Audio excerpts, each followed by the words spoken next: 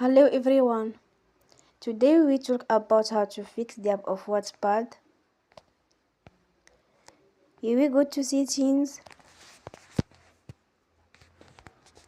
Then we click on apps.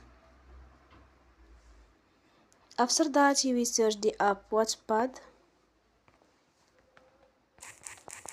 and we click. Then we will on for stop. After that we go to storage. Then we click on clear cache.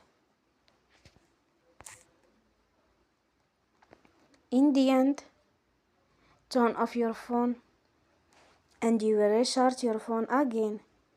Don't forget to support us by like and subscribe.